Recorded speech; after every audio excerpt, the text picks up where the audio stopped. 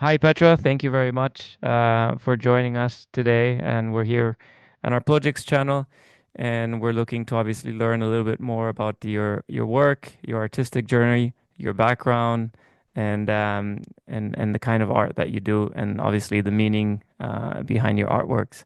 So maybe you can give us a little bit of an intro first, and then we can dig a little bit deeper into your artworks.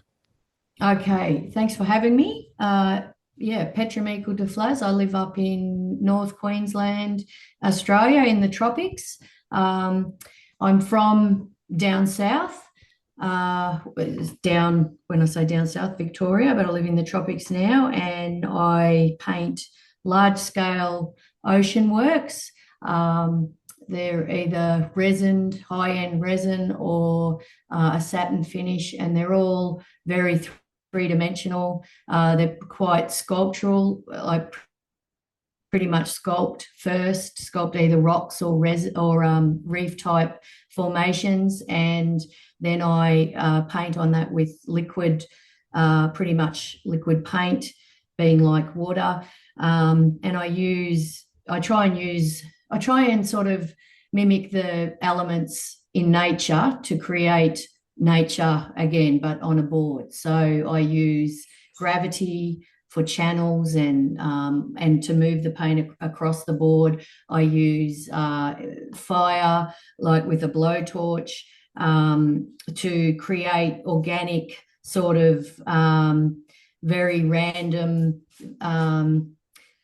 formations, which is just what happens in nature.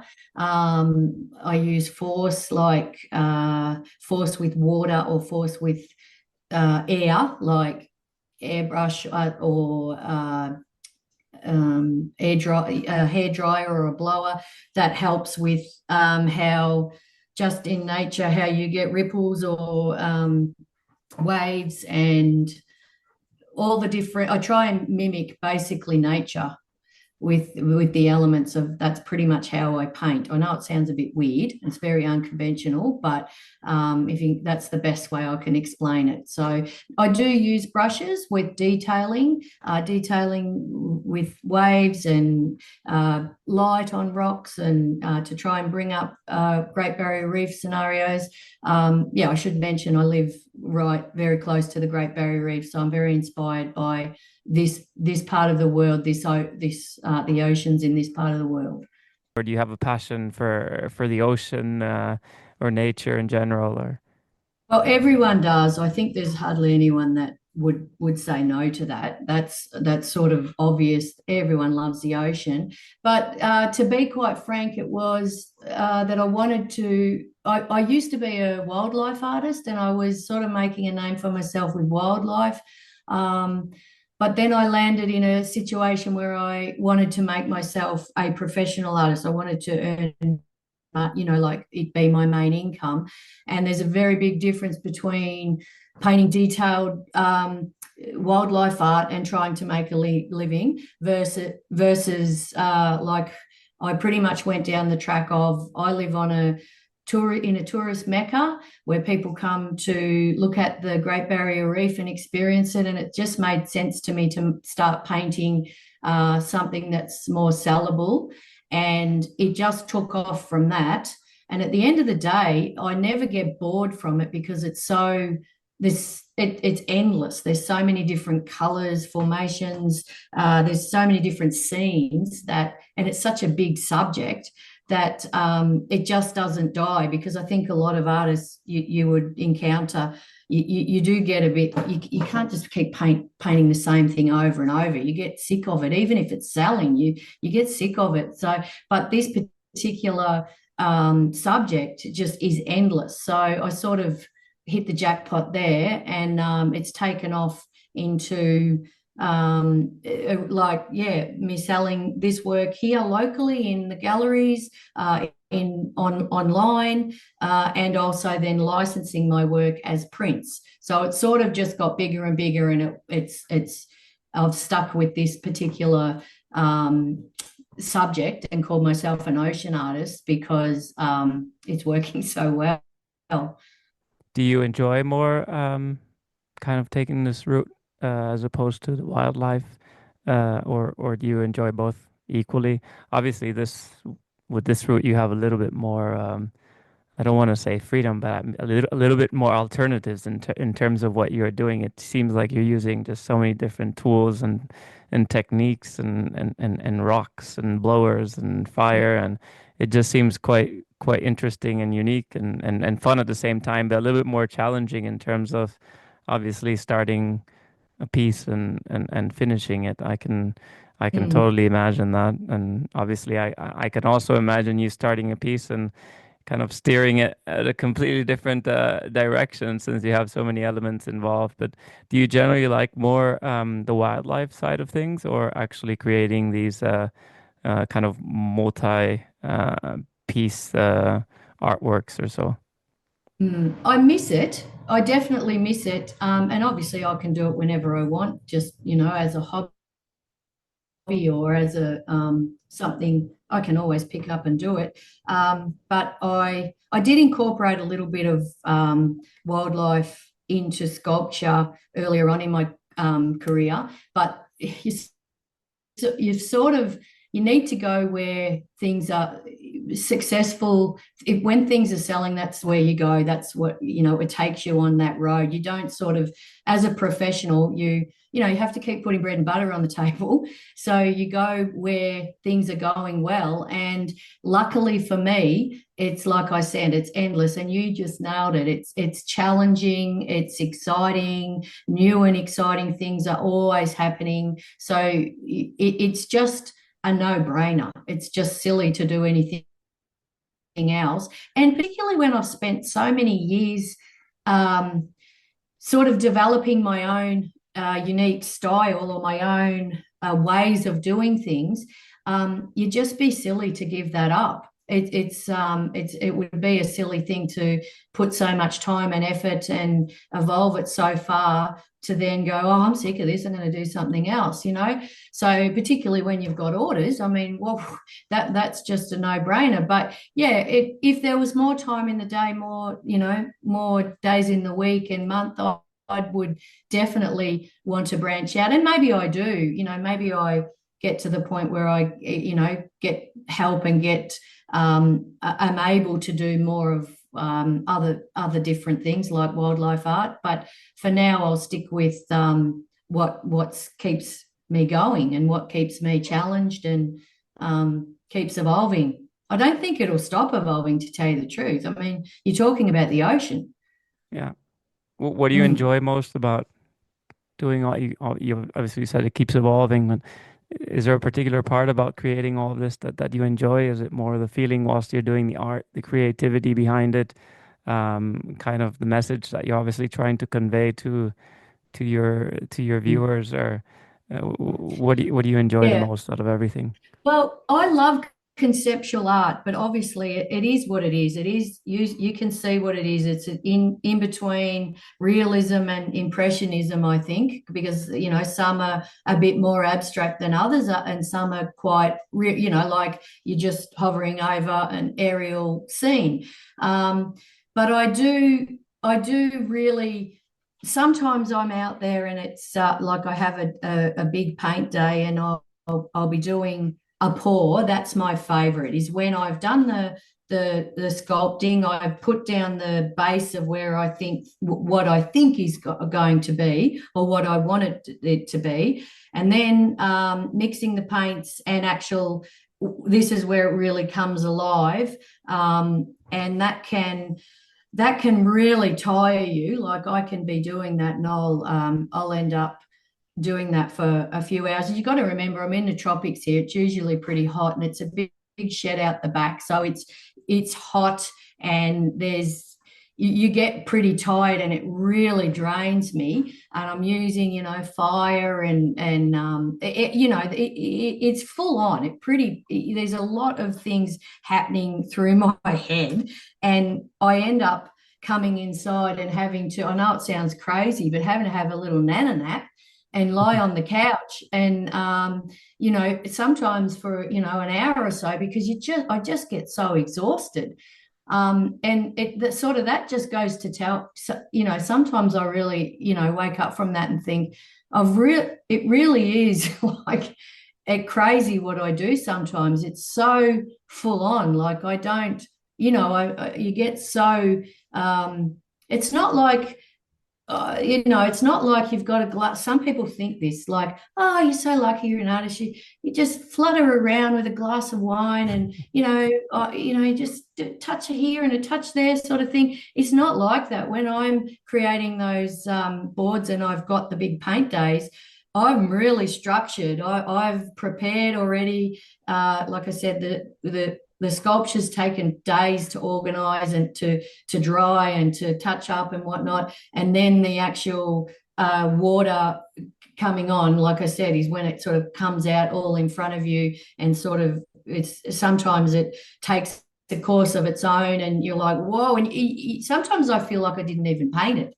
Obviously, I have in my own mind. I don't realize that I'm manipulating things and whatnot. But like I said, sometimes I think, crikey, that come out good, and oh, I didn't mean to do that. Look what that did. But obviously, I did, because it's years of knowing what's going to happen if you put that with that, and if you mix that with that, or you make it too thick or too thin, or put too much fire on it, or lean it too hard, or put particular paints with each other. These are all, in the back of my mind. They're all filed away. It's all information that I know what I'm doing, but I sometimes, like I said, it's just like, wow. And it just, yeah, if I'm going there for, 3 or 4 hours and creating it, it is exhausting. But it is, yeah, it's something special, I think.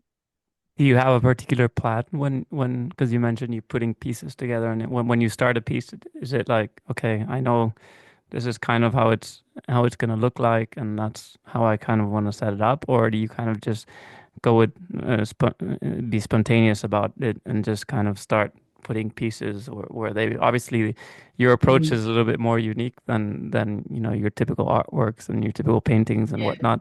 But that's why I wanted to know if once you start something, do you have maybe kind of like a sketch or a model of how you Mm, intend the artwork to finish off, or do you kind of just play it yeah. by ear and you start moving pieces around? It's two things. If I've been commissioned to do like an area that someone's asked for, which happens a lot, and unfortunately, a lot of my commissions don't end up on Instagram or my website or anywhere, because it's just, it's just so much time doing all that. And I just, basically paint it, and so a lot of people don't see it except that customer. But when I'm doing the areas that are specifically for, that's really have to be manipulative for that. Really, that takes a lot of time, and I'm not so much sketching. I don't do sketches. It's too big and it's too random to do that. But I have to draw all my knowledge that I know of and try and make it from what I can see on a laptop, of a photo of that area. But when I'm doing for me, when it's not a commission of a lot of an area, it's very, like I said, it's very random. I'm using it. It's better for me to do the scenario of, throwing things from a distance, and from up high, and letting things randomly fall where they do. That actually is a better way of making an impression of nature than it is to try and manipulate it with your own mind and head. Because when you think about it, with rain, wind, cyclones, all the elements, there's no one there sort of painting that. You know what I mean? That's all just happening through random, yeah, like I said, wind and am I making sense? Yeah, yeah, no, absolutely. I'm just Yeah. trying whilst you were saying that in the back of my head, I'm just trying to think about how it would work when people ask you for commissions, because it's such a a unique approach and unique technique. Like if Mm. I wanted a commission, do you actually talk to have a deep conversation about what Yeah, exactly the definitely. people want because Mm. yeah, that I is there a definitely, specific process? Like if I wanted to have yeah. a specific commission, do you kind of offer, not really offer on the ta what's on the table, but in the sense like do you show different pieces that you've done before and kind of ask Mm. the viewer, sorry, if he wants to, if he or she wants to go towards a specific route. Yeah, I do. I sit down with them and I ask them what they like about. I drill them about the area, what they're wanting and why, and what they like about it. Have they had experiences there? And or sometimes they're quite uh, full on conversations. And many people that come to the Great Barrier Reef have these amazing experiences, and where they've just had encounters with marine life, or they've just different things, like a few last year I had a couple that had been engaged on Heart Reef, and they wanted a commission of Heart Reef, and I remember having a big long conversation and them telling me some amazing stories that happened there. And I then you know then I drill them with what colors do you like, because in any particular anywhere in the ocean and in nature, it changes. It goes from deep green to, turquoise green to deep blue, depending on the sun, the time season. So pretty much it's open to, I can paint the colors that they like, that they're sort of that they connect with. And then I do a fair bit of study on Google Earth in that area and look at the changes of what all the different options it could be. And then I put my input in it and say, well, this would look great. What do you think about something like this?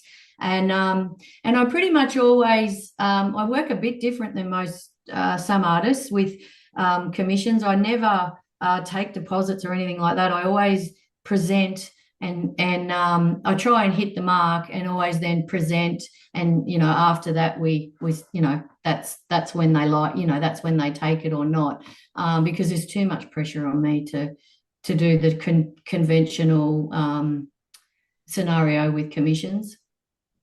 Yeah, I can Mm. imagine.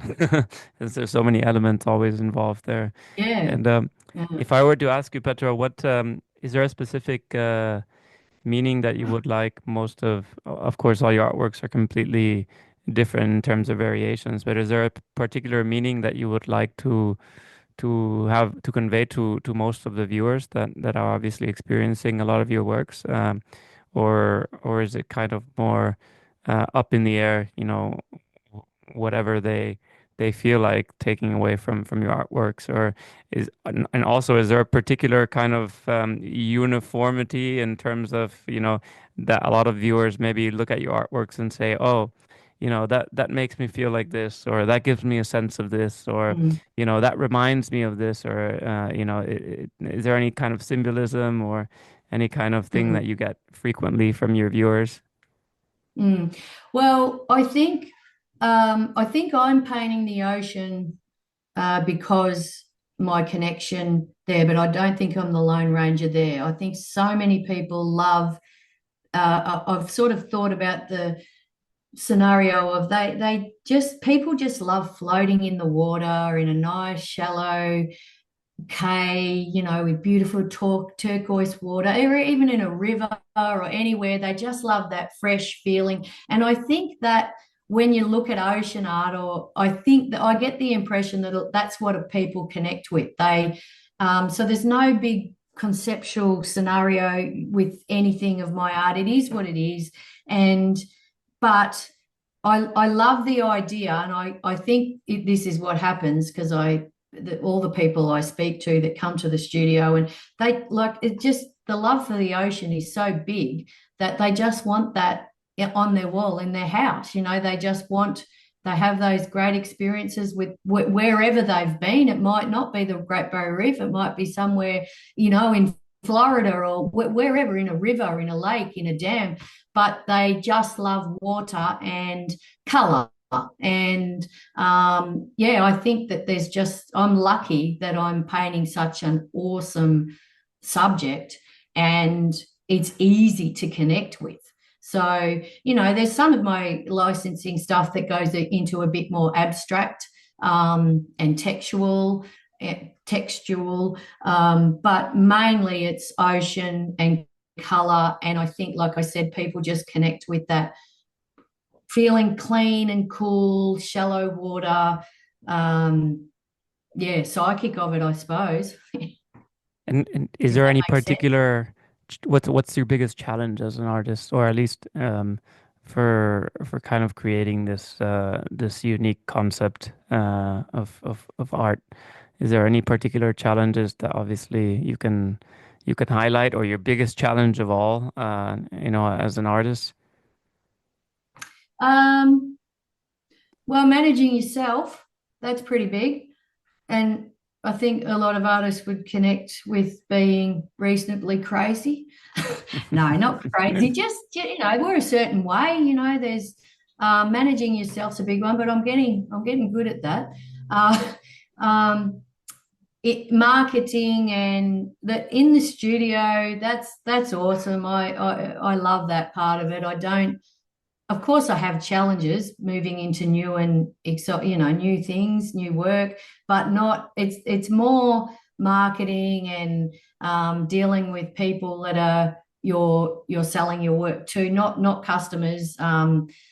Keeping all your representation happy, not putting too much on your plate, which is, I suppose, all goes down to the other side of being an artist. There's the actual artistic side, and then there's the running a business, dealing with people on that end. So it's probably more that.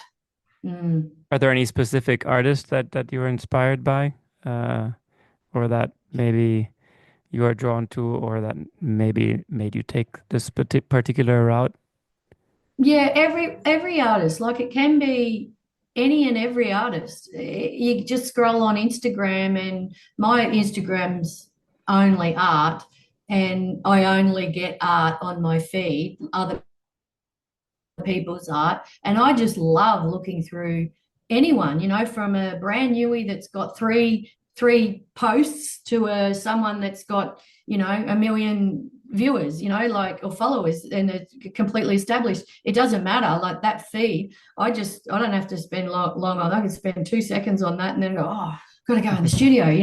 It's art, and it could, like I've said, this. I don't know whether this makes sense or not, but it can be in other forms as well, like movies. Watch a good creative art house movie, and you know, something just spikes me with the I don't know, just the creativity of it all. And I don't know whether that makes sense, but there's so many different things. It's not always just going to the ocean. Like obviously, most people think I get inspired by going out to the Great Barrier Reef, and of course, whenever I do that, and I'm diving or snorkeling or on the boat, and I'm looking and I'm seeing all the colors, and I'm always thinking, even particularly when I'm snorkeling, oh, how could I create that color and that?